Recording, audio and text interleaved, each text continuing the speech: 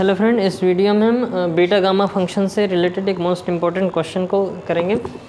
तो beta gamma function की तीसरी प्रॉपर्टी है जो कि ट्रिग्नोमेट्रिक प्रॉपर्टी है, साइन और कॉस में होती है। तो beta m n equal to 0 से π/2 sine to the power p theta cos q theta d theta equal to p + 1/2 gamma p + 1/2 gamma q + 1/2 और अपॉन में twice of gamma p + q + 2/2 होता है। ठीक है, तो मान लेते हैं कि हमारे पास क्वेश्चन है साइन की पावर क्यूब थीटा और कॉस की पावर 5 थीटा। ठीक है, अगर इसे जब इसको आइडेंटिटी से ओपन करके सॉल्व करेंगे तो बहुत ज़्यादा लंबा जाएगा, क्योंकि यहाँ पे साइन क्यूब थीटा निकालना पड़ेगा, यहाँ पे sign to the power 5 theta निकालना पड़ेगा। ठीक है, लेकिन ये फॉर्मूले बीटा गामा फंक्शन से काफ़ी इजीली हो जाते हैं। यहाँ पे ये वाले फंक्शन फ्रैक्शन में भी होते हैं, फ्रैक्शन वाले क्वेश्चन भी करेंगे।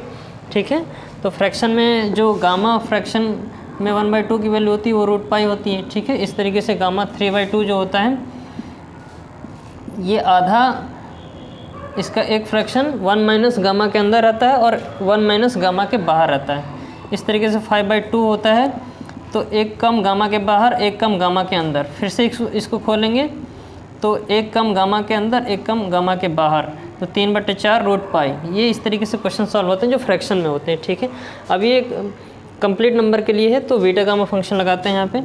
तो यहाँ पे p की वैल्यू कितनी है 3 है और q की वैल्यू कितनी है 5 है। ठीक है, तो इस वैल्यू इसमें पुट कर देंगे तो इसकी वैल्यू आसानी से आ जाएगी। ठीक है ना, तो हमारे पास लिमिट 0 से π होनी चाहिए, पहली चीज़। ठीक है, और साइन और कॉस का टर्म्स होना चाहिए, ये भी है, नहीं है तो उसको बना लेंगे। ठीक है, और पावर हमारे पास कोई फ्रैक्शन या कोई इंटीजर होना चाहिए। ठीक है, तो हमारे पास यहाँ पे इंटीजर वैल्यू हो तो p की प्लेस पे हम 3 + 1/2 रखेंगे गामा के अंदर। इस तरीके से q के प्लेस पे 5 + 1/2 रखेंगे गामा के अंदर, और अपॉन में twice of p + 3 means 3 + 5 + 2 upon में 2 कर देंगे। ठीक है, तो ये 4/2 कितना आ जाएगा, गामा के अंदर 2 आ जाएगा, और ये 6/2 गामा के अंदर 3 आ जाएगा। ठीक है ना, 4/2 2 और 6/2 3 आ जाएगा।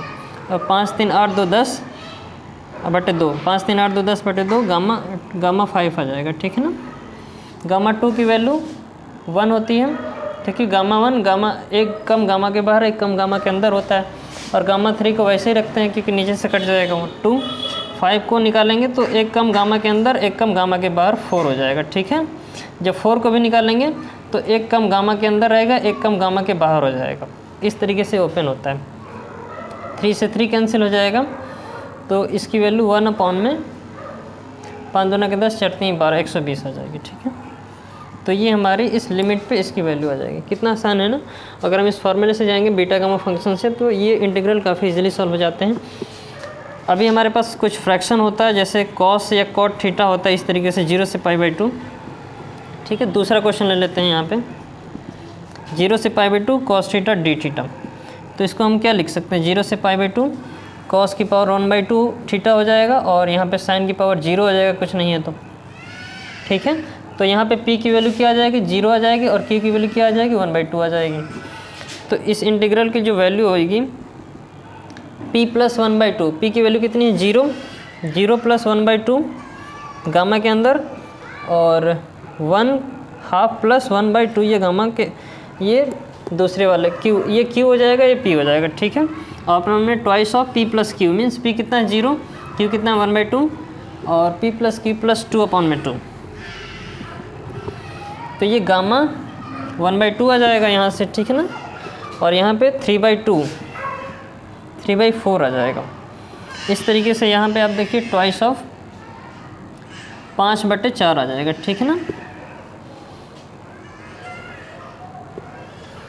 तो इसको जब और सिंप्लीफाई करेंगे ये तो √π हो जाएगा, ये नीचे 2 हो जाएगा। इसको जब और सिंप्लीफाई करेंगे तो यहाँ से गामा की वैल्यू निकल जाएगी।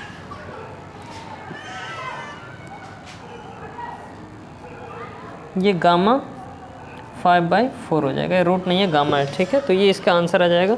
यहाँ पे गामा को और ओपन करना पड़ेगा, उसकी वैल्यू √रूट में आ जाएगी। ठीक है, so this is all about in this video. Thanks for watching, thank you so much.